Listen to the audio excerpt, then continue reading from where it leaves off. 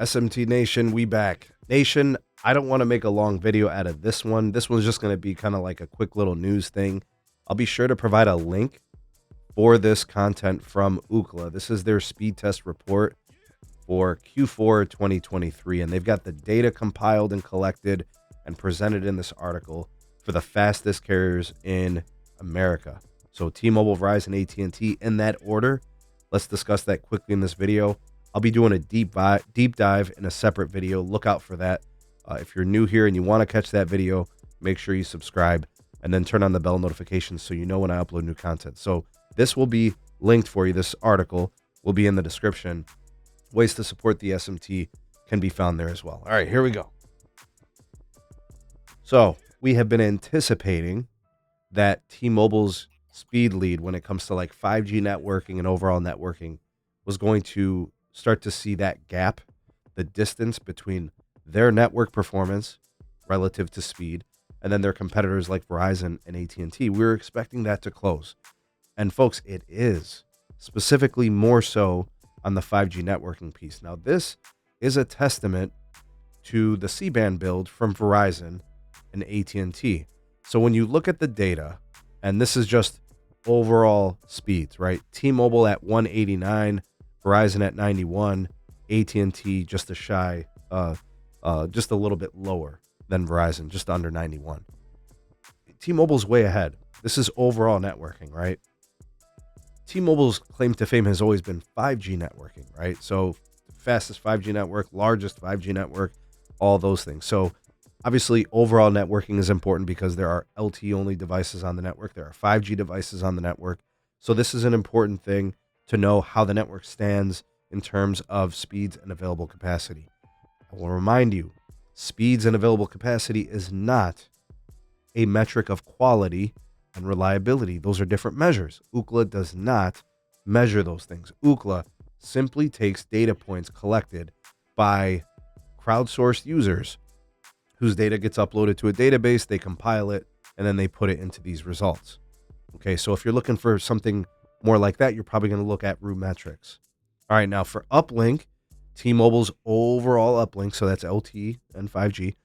T-Mobile came in again at first, 12 megabits uplink, Verizon at 10, AT&T at 8. So T-Mobile's still the fastest in both overall uplink and an overall downlink, right? So all things 5G and LTE.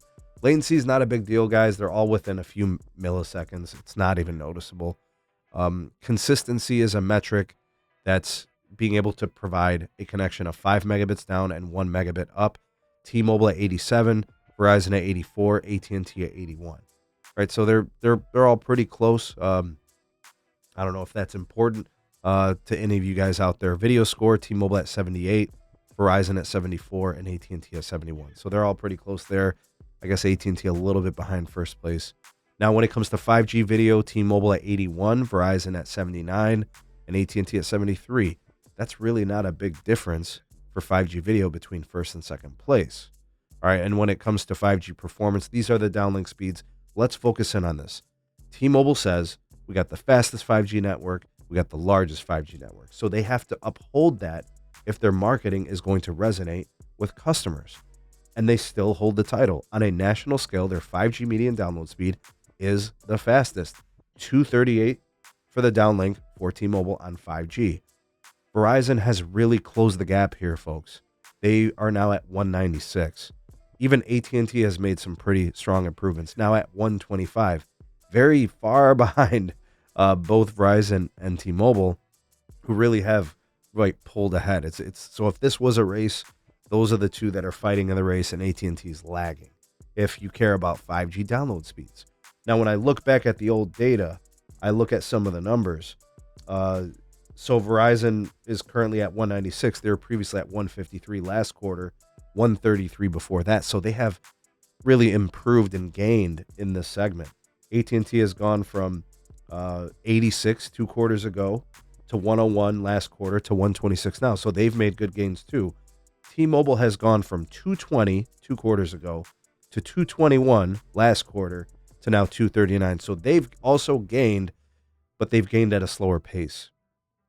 My expectation is that in this particular report, I do think that Verizon is going to really push the issue. I think they're going to add, just based on the trajectory and what we're expecting in 2024 in the network spend, the 5G ultra wideband, the C-band build out. I'm expecting Verizon to get really, really close to T-Mobile in Q1.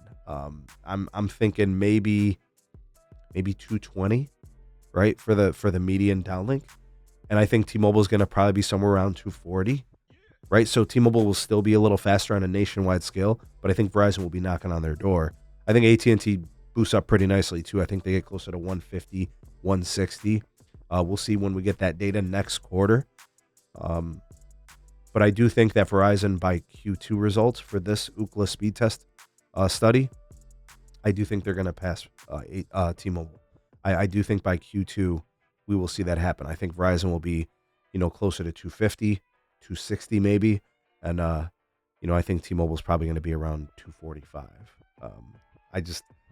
I'm looking at the way they're spending money on the network. I'm looking at the dedication to the small cell build, the towers that they've added, the C-band is pacing and the scaling, and they're a fiber owner. The 10 gig fiber circuits matter, the small cells matter. I just look at all those factors, and I do think that Ookla is going to show this. And don't forget about the C-band, the contiguous 200 megahertz that Verizon has in some places. Some places it's 160, 180, 140. They're using CBRS as well. That might move to 5G on our soon. Verizon hasn't even moved any spectrum from LTE to 5G yet. Like, they can still do that. T-Mobile's been doing that. Now, the one thing I will say, T-Mobile's network will get a little bit faster here. They're going to add some towers. They're going to add some 10 gig fiber circuits. They will improve their speeds too, but I think Verizon's, just because of those resources, I think theirs is more likely to increase more rapidly. I think all those factors in play kind of indicate that. I would be very surprised if Verizon didn't pass T-Mobile in this particular test by Q2. I'd be very surprised. But who knows? Maybe T-Mobile pulls a rabbit out of the hat and shocks us and does some incredible things, and maybe they decide to spend more money, and who knows? Maybe. I mean, hey, look, T-Mobile's got a fast network. Maybe they hang on for one more quarter after Q2. I don't know. I doubt it, but that's my prediction. What are yours? And what do you take away from this report? Sound off in the comment section below. You are the voice of the people, the SMT Nation. Let your voice be heard.